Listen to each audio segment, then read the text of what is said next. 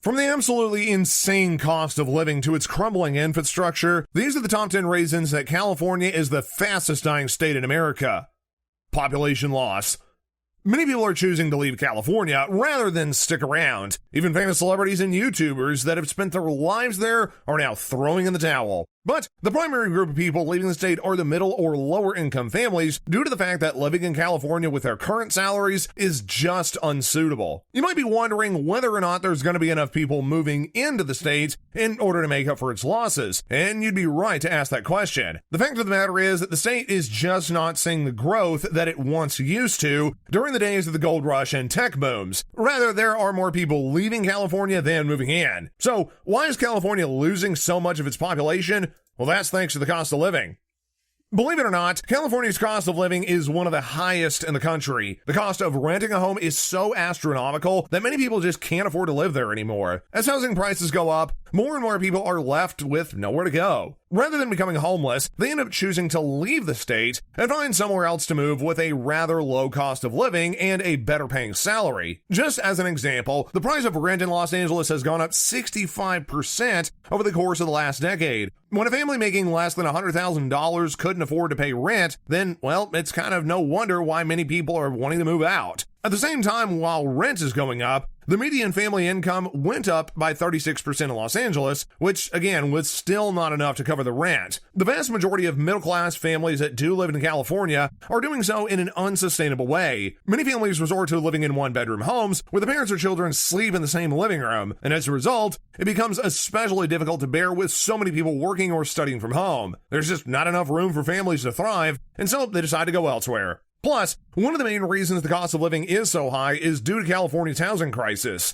While the cost of living was the reason that many people chose to move out of the state, the housing crisis just made it worse. In the last few years, the price of homes in California has doubled, making buying a house something that only the very wealthy can afford. The median cost of a home in California is an incredible $600,000, and according to some articles, only a third of the state can even afford those homes. Just 9 years ago, over half could afford the median price of home in the state, showing that just how much it's changed in California's housing market over the past decade. The reality is that in higher-priced areas like San Francisco, the price for a home is nearly triple that of the median-priced home elsewhere in the state, making it virtually impossible for, well, anybody to afford a home in many populated cities. What's more, is not enough houses and even units have even been built so as to sustain the number of people that once moved to the state, creating even larger problems. The lack of affordable housing and availability has contributed to even bigger problems than that. In fact, one of the greatest demographics that has grown over the past couple of years is not the people that are buying homes, but rather the people that are homeless. As you might imagine, a housing crisis in a state with a cost of living that is far too high for even middle-income folks, a homeless crisis was bound to happen sometime or another. California has one of the biggest homeless crises in the country, leading to actions needing to be taken by the government to help lift people out of poverty. Even the UN was disturbed by how poorly the homes were created in California. In fact, a UN official wrote an official report on the subject and denoted how inhumanely the homeless in California are treated. Her report stated that the way that the city left homeless people on the streets constituted human rights violations because of the lack of access that homeless people had to sanitary conditions. Even New York City's done a way better job of taking care of their homeless population by ensuring that everybody has a right to shelter. However, in California, people are forced to live on the street because there just aren't enough public shelters available. And while most homeless folks are living under bridges or even in abandoned buildings, the fact is that most of those types of infrastructure aren't exactly the safest place to be living under either. That is because California's quickly crumbling infrastructure is yet another reason why the state is dying. With California needing to pay for poverty programs just to try and lift people out of homelessness and other social programs, they haven't been able to allocate as much money to pay for the crumbling infrastructure within the state. And as a result, roads, bridges, and buildings are all at risk of falling apart. Most of California relies on public railways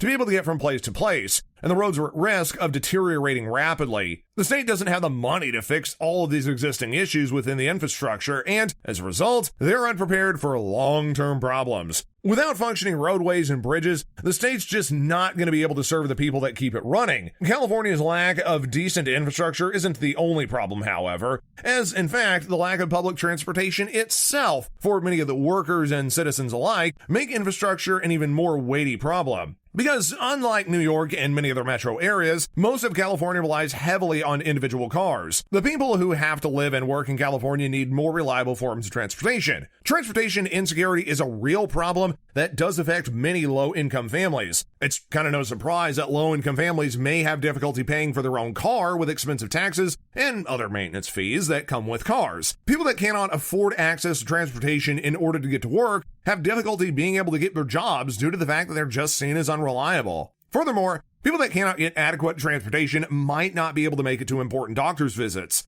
Additionally, individual vehicles contribute to climate-related problems that the state has been facing. And speaking of climate-related issues, California has dealt with unprecedented numbers of wildfire and other quality of life issues that are contributing to the state's death. California's rapid deterioration is no small part caused by wildfires and other air quality issues. With the number of wildfires that have been happening in or around California in the past couple of years, many people have just left the state in an effort to prevent losing their homes and other belongings. People have begun to leave out of the state to safer communities where they don't have to live in fear of either their homes burning to the ground or they themselves bursting into flames.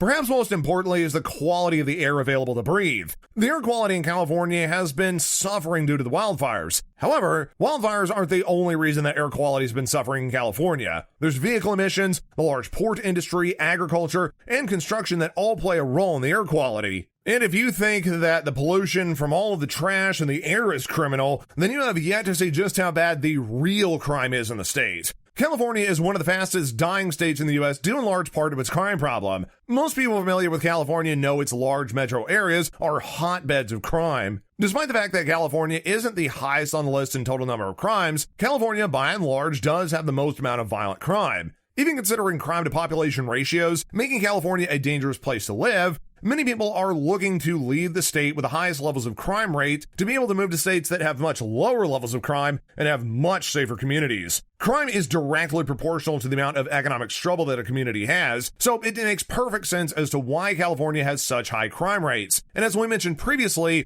the cost of living and housing crisis has caused a homelessness crisis. People cannot afford to eat or find serviceable clothes and are often forced to rely on crime to resolve their problems. And sure, while the argument can be made that people just need to get jobs, the fact of the matter is that there really isn't any jobs left, seeing as many are just up and leaving for greener pastures. Because of California's declining population and popularity, many tech giants are moving their companies out of California, contributing to its overall death, meaning that people, again, can't just get a job. Companies often seek states that provide them with the best benefits, and tech companies are no exception. CEOs are practically leaving in droves because of California's policies on taxing personal income, and companies are leaving because they see California's restrictions on hiring processes as becoming too involved and meddlesome. As a result, companies want to move to locations where they can actually have less regulations and can do as they please.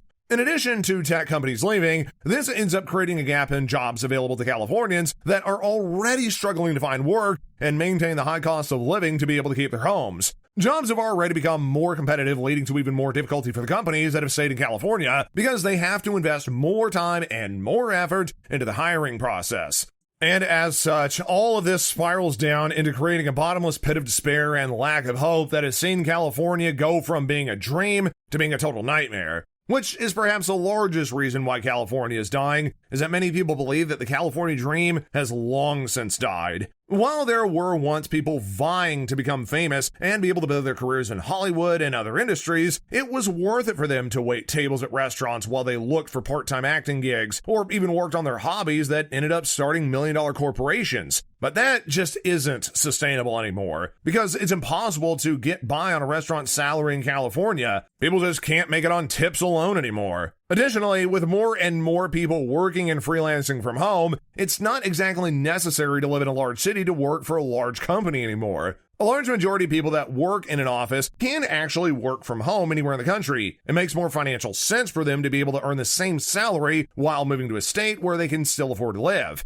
California just doesn't hold the same appeal as it once did because of the housing crisis, cost of living, lack of high-paying jobs, crumbling infrastructure, crime. It's no wonder people are moving out by the bucket loads. People have found that living the American dream can happen anywhere in the country, and they are happy to live where it's safer, less crowded, less polluted, and without as much of an economic crisis.